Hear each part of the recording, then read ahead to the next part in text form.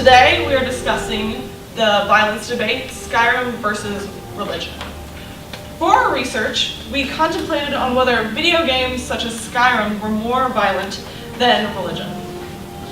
Though many critics, be they recognized academics or soccer moms, overly criticize games for being extremely violent.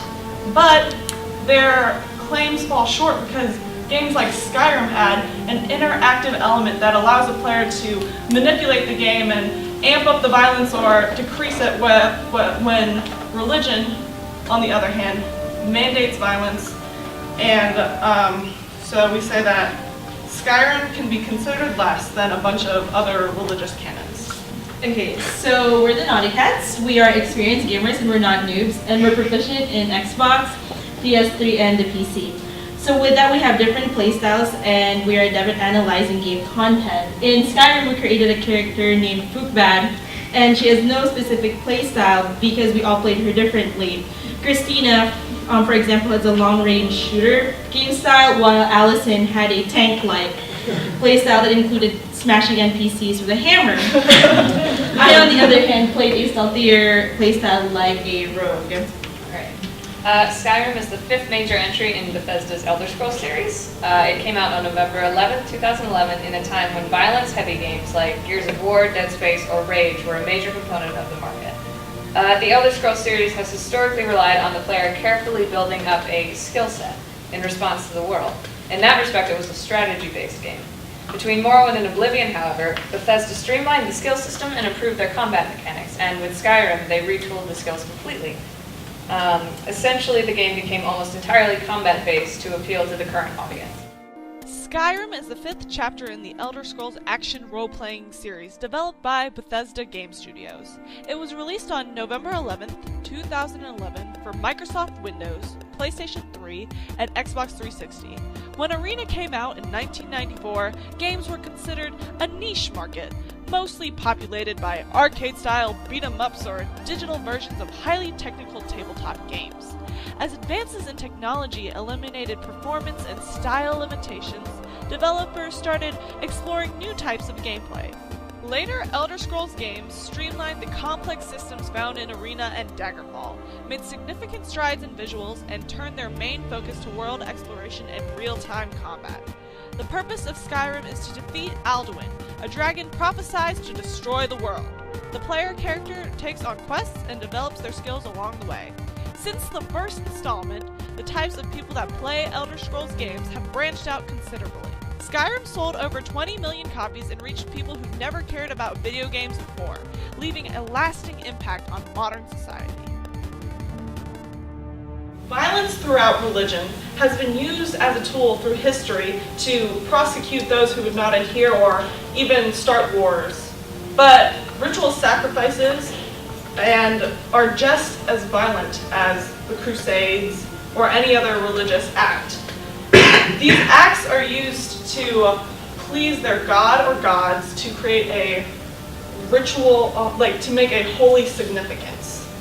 René Girard, the French philosopher and social scientist, believes that ritual impurity is an ultimate concern of the religious. Those who are contaminated with violence are infected, and they can infect the sacred.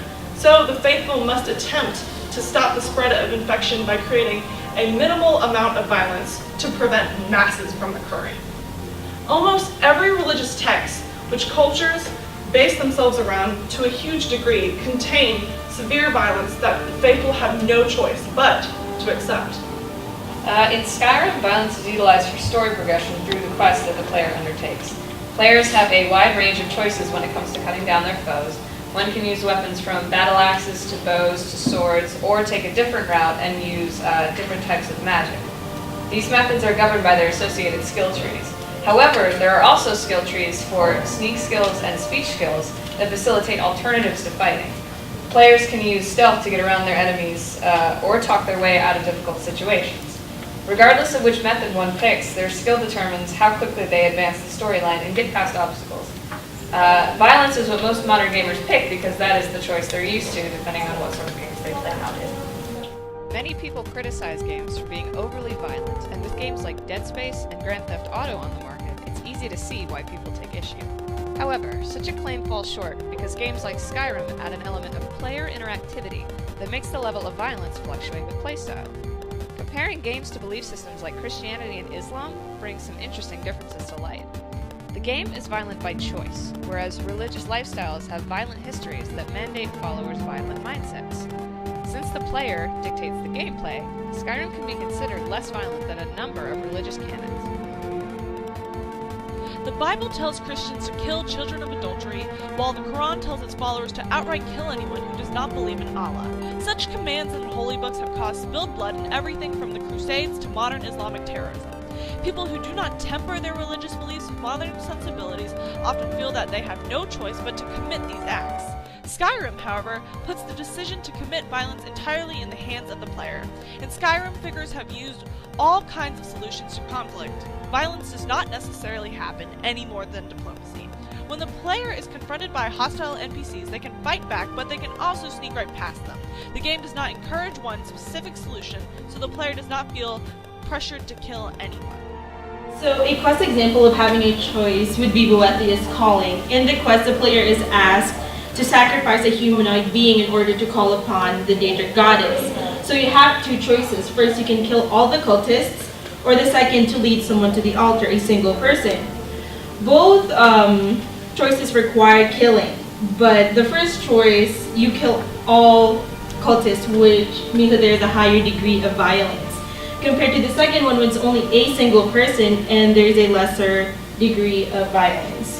Exodus contains an extensive list of commands from God to his followers. For example, they were told to kill supposed witches, those accused of bestiality, and even their firstborn sons, all for the glory of their religion.